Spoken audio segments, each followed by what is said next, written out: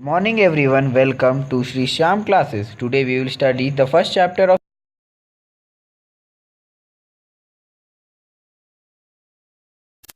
The Summer of a Beautiful White Horse.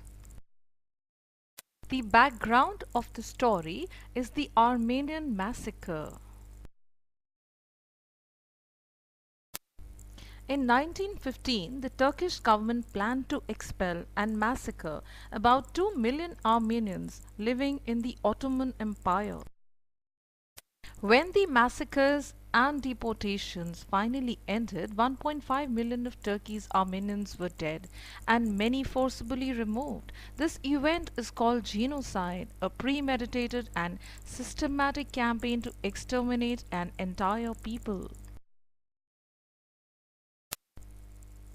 The story is narrated by 9-year-old Adam Garugalenian, a member of an Armenian community living among the lush fruit orchards and vineyards of California. One morning, Aram is awakened at 4 o'clock by his 13-year-old cousin Morad, who is thought to be demented by everyone except Aram and has a way with animals. Aram is astonished to see Morad sitting on a beautiful white horse. He has always wanted to ride a horse, but his family is too poor to afford one. In spite of being poor, the Garugalinian tribe is noted for its honesty and trust. It is unthinkable that Morad would have stolen the horse. Aram was invited to ride on the horse with Morad, and the idea of him stealing the horse drained away from Aram's mind. He felt that it wouldn't become stealing until they offered to sell the horse. Morad's crazy behavior was considered to be of natural descent from their uncle Khusro, even though his father Zorab was a practical man. The uncle was an enormous man who was always furious, impatient, and irritable. He would roar at everyone to stop talking and say, "It is no harm, pay no attention to it." One day, when his son came and told him that their house was on fire, Khusro silenced him by roaring, "Enough, it is no harm." After a short time, Morad wanted to ride alone. Aram had the same longing too, but when he sat on the horse and kicked its muscles, it reared and snorted and raced forward, eventually dropping Aram off its back. After half an hour, they found the horse and hid it in the barn of a deserted vineyard a farmer fed for. That afternoon, an Assyrian farmer named John Byro, a friend of the Garugalinians, came to Aram's house. He reported to Aram's mother that his white horse, which had been stolen a month ago, was still missing. Hearing this, Aram concluded that Morad must have had the horse for a month.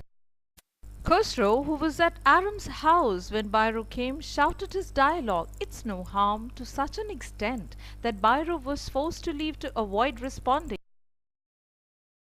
Aram ran to Morad to inform him of Byro's arrival. Aram also requested not to return the horse until he could learn to ride. Morad disagreed, saying that Aram would take at least a year to learn, but promised that he would keep it for 6 months at the most. This became a routine. Morad came to pick Aram up for a ride, and Aram continuously fell off the horse's back after every attempt. 2 weeks later, when they were going to take the horse back to its hiding place, they met Byro on the road. The farmer was extremely surprised. He said, "The horse is a twin of my horse," and a suspicious man would believe his eyes instead of his heart, and knowing the Garugalinian tribe for its honesty, discarded his suspicion and left. This incident apparently struck the children's conscience and returned the horse, saving the fame of their tribe. Aram is the 9-year-old cousin of Morad. He is lovable, innocent, and easily influenced by Morad. He has always been conscientious of his tribe's reputation for honesty and integrity. He was extremely fascinated with horses since he was a child.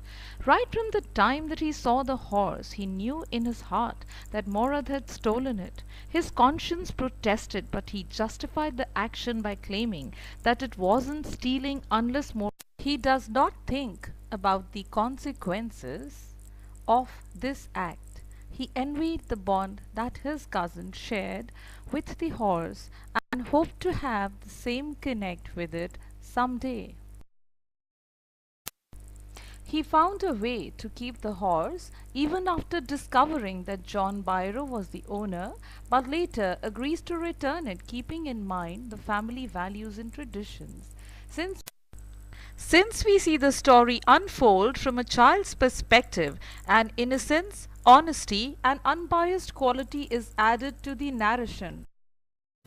Morad is considered to be crazy and a direct descendant of Uncle Khusro. He seemed to have a special way with animals and even with people. He is empathetic towards them and could make them feel calm and safe. He expresses the desire to enjoy life when he steals the beautiful white horse to ride. Due to his own spiritual essence, he was able to understand animals and could connect with them in a special way. An instance of his fond affection is when he put his arms around the horse, pressed his nose into its nose, and patted it. By riding a beautiful white horse, he is fulfilling a spiritual need and thus enjoying life to the fullest. He looked after the horse in such a manner that John Byro found it better tempered and healthier on its return. Morad is fascinated with horses and isn't beyond bending the rules to get what he wants. Perhaps he chooses not to tell Aram that he stole the horse to save his cousin from the trouble of telling lies. Morad is a free-spirited child of nature who follows his heart and enjoys being alive. He does have a conscience and hence chooses to return the horse when reminded of his family's honorable reputation. Uncle Khusro is a very homesick person who yearns to be back in his motherland. It is his experiences that have made him so bitter.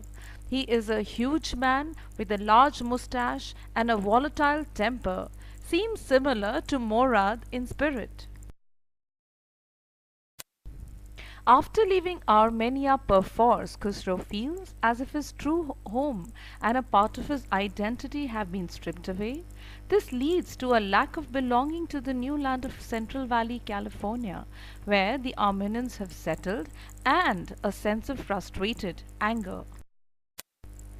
Losing his home and his motherland is so terrible that losing anything else does not matter to him. He always feels that he is a foreigner in this land. Thus, he commonly observed to roar, "It is no matter, pay no attention to it."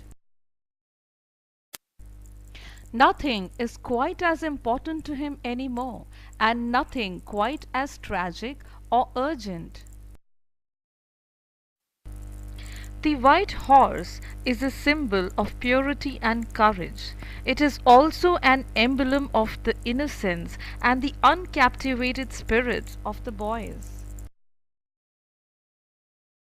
On one hand, it establishes Morad as the gifted child who can connect with animals, and on the other, it represents the dreams and passions that people hold in their hearts.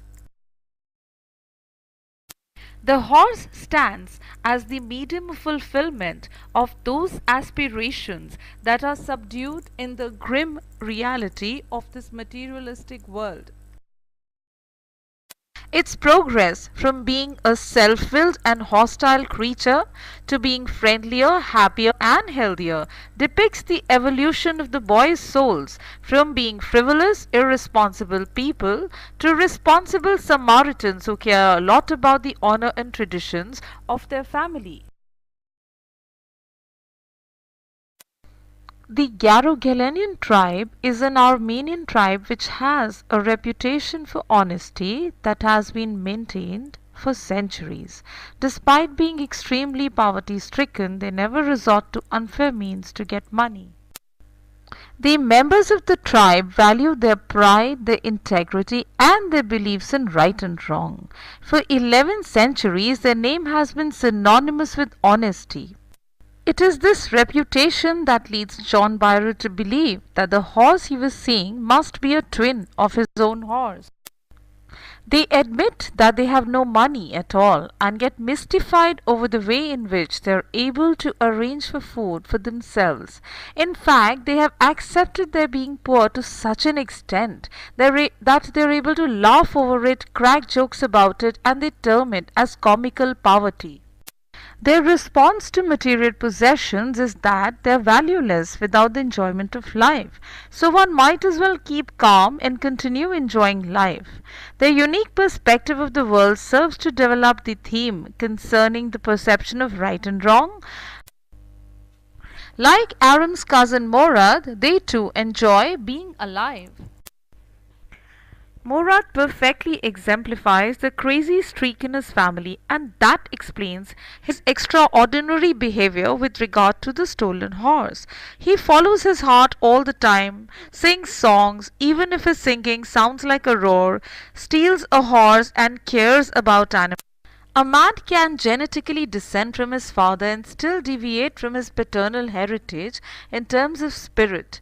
Effectively, he feels that Morad is the natural descendant of the bad-tempered and mercurial Uncle Khusro, even though he is the genetic son of Zorab, a very practical man. Aram is ambivalent about Morad's rationalizations about the stolen horse, but he does admire Morad's daredevil sense of adventure. While Aram's own sense of decorum would never have allowed him to steal, he appreciates the opportunity accorded to him by Morad's crazy streak to ride the magnificent horse for some time. One of the themes is the idea of redemption through actions. There is little doubt that Aram and Morad did wrong by taking the horse. However, a compelling element is that John Byron does not seek vengeance or extreme retribution for their actions. He knows that the boys understand they should be accountable for their actions. In fact, the taking of the horse results in its being better trained and also in greater conditioning. The redemptive powers of forgiveness, understanding, honor, and community are themes that are enhanced through the short story.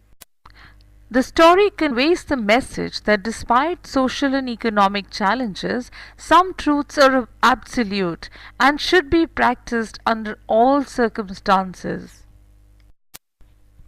Their poverty does not limit the emotional quotient of the boys. Their love for the horse is sincere and authentic, not motivated by greed. They have a genuine understanding of the need to return that which does not belong to them. They exhibit an exalted human reaction of wanting to correct that which is wrong. Justify the title. The title seems quite appropriate as the story is probably set in a summer-like time period. The boys can focus on the horse and not necessarily burdened with work. The ideas presented lend themselves with the fruition and full bloom of summer. They relate to maturation, experiences, and collegiality. The story revolves around the beautiful white horse. The boys are poor, hence it is inconceivable that either of them could own a white horse. The fact that Aram is awakened one morning by Morad sitting atop a white horse prompts Aram to question if it was stolen.